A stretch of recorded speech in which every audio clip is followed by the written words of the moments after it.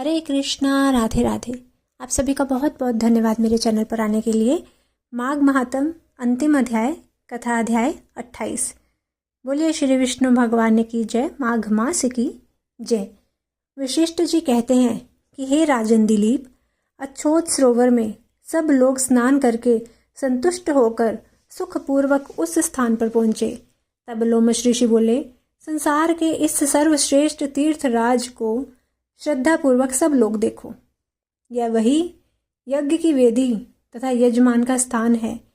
ये 3 कुंड हैं जिनमें अग्नि जल रही है। यहाँ पर सबकी तृप्ति होती है।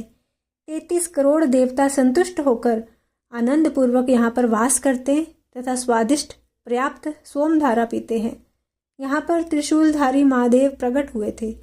देवताओं से सेवित यह अक्षय बरगद का वृक्ष है जिसकी जड़ पाताल तक गई है। महाप्रलय के समय जब समस्त भूमंडल जलमग्न रहता है, उस समय जनार्दन भगवान इसी वृक्ष पर योग की निद्रा लेते हैं। महादेव की अति प्रिय भगवती भागीरथी, जिसका सेवन सिद्ध लोग सिद्धि तथा मुक्ति प्राप्ति के लिए करते हैं, यहीं पर भ्रमण करती है यानी बहती है। इसका जल पीकर मनुष्य मुक्त होते हैं। हे मुनि, गंगा जमुना का संगम बड़े पुण्य से प्राप्त होता है। इसमें स्नान करके मनुष्य जन्म मृत्यु से छूटकर ज्ञान प्राप्त कर तर जाता है। अन्य जीवधारी प्रयाग में स्नान करके बिना ज्ञान से मुक्त हो जाते हैं। ब्रह्मा जी ने यहीं पर महायज्ञ करके सृष्टि रचने की सामर्थ्य प्राप्त की थी। भगवान नारायण ने इसी त्रिवेणी में स्नान करके उसके पुण्य से समुद्र मंथन में लक्ष्मी को प्राप्त किया था। त्रिशूलधारी महादेव जी ने त्रिपुर दैत्य का संहार यहीं पर किया था।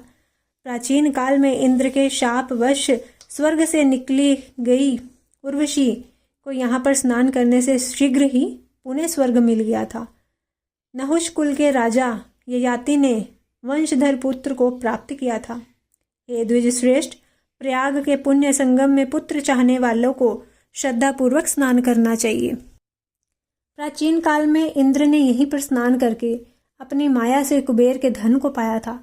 नर और नारायण ने यहाँ पर हजारों वर्ष निराहार रहकर उत्तम धर्म किया था तथा शिव की आराधना में तत्पर कश्यप ऋषि ने यहीं पर तप किया था। इस तीर्थ में तप करके भारद्वाज, कश्यप आदि 7 ऋषियों ने सप्त ऋषि का उत्तम पद प्राप्त किया था। हे ब्राह्मण, प्राचीन काल में इसी क्षेत्र में आत्म तत्व ज्ञानी संकादिक ऋषियों ने योग सिद्धि पाई थी। गंगा यमुना के संगम में स्नान करने से सब पाप छूट जाते हैं। मुक्ति को चाहने वाले और पुत्र तथा कन्या सब हमारे कहे अनुसार इस गंगा यमुना के संगम में स्नान करो। त्रिवेणी के जल में स्नान करने से तुम्हारे पहले किए हुए सब पाप नष्ट हो जाएंगे तथा इसका महाफल से संपूर्ण वैभव प्राप्त करोगे। ऋषि के अलंघनीय सत्य वचन सुनकर वे सब श्रद्धापूर्वक प्रयाग में स्नान करते ही पिशाच योनि से मुक्त होकर के अपने वास्तविक शरीर को प्राप्त हो गए। वेद निधि ने अपने पुत्र तथा दिव्य रूप वाली अति सुंदर कन्याओं को देखकर प्रसन्न चित्त लोमश ऋषि से कहा कि हे महर्षि, आपके अनुग्रह से ही ये सब पाप से मुक्त हुए हैं। अब इन बालकों का योग धर्मोपदेश कीजिए। लोमश ऋषि ने कहा कि इस युवा कुमार ने वेदों का अध्ययन समाप्त कर लिया है।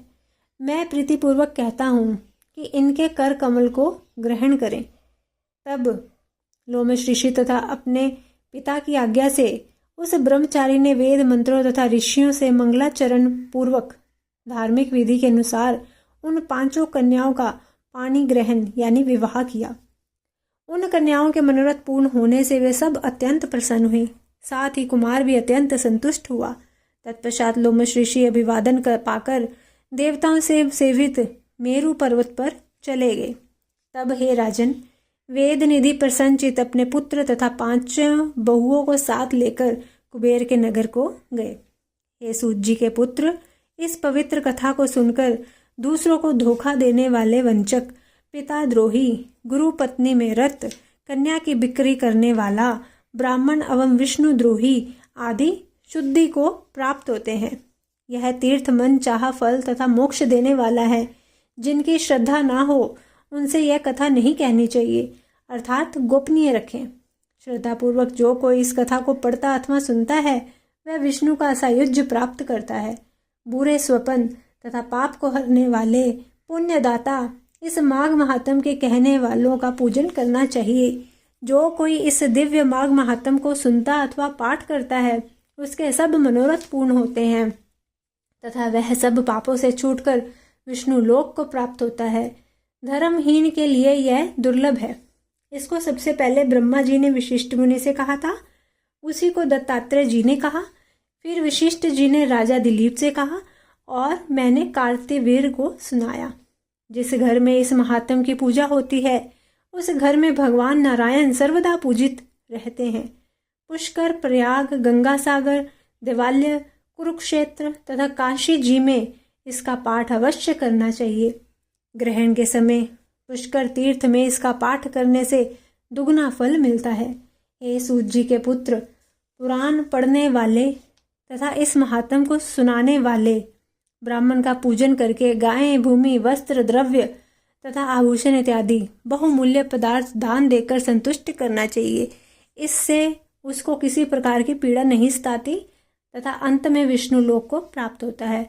इति शुभम। परम पिता परमात्मा की असीम कृपा से माघ महात्म संपूर्ण हुआ। बोलिए श्री विष्णु भगवान की जय, माघ मास की जय। अगर मेरी वीडियो अच्छी लगे तो कृपया वीडियो को लाइक कीजिएगा, शेयर कीजिएगा, पुण्य के भागीदार बनिएगा। जो भी सुनना चाहते हैं उनको शेयर कीजिएगा। और अगर मेरे चैनल पर नए हैं तो मेरे चैनल को सब्सक्राइब कर लीजिए और साथ ही बेल आइकन को भी प्रेस कर दीजिए ताकि हर वीडियो की नोटिफिकेशन मिलती रहे। और एक कमेंट ज़रूर कीजिएगा। मिलती हूँ अपनी अगली वीडियो के साथ। तब तक के लिए सभी को हरे कृष्णा, राधे राधे।